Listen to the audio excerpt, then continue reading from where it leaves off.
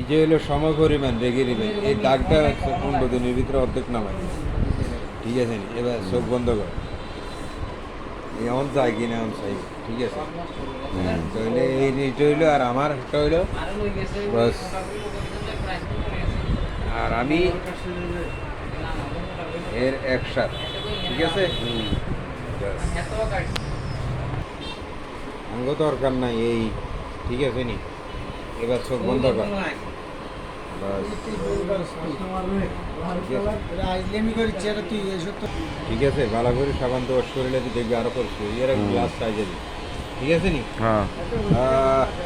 আমরা দুইজন মহানাকা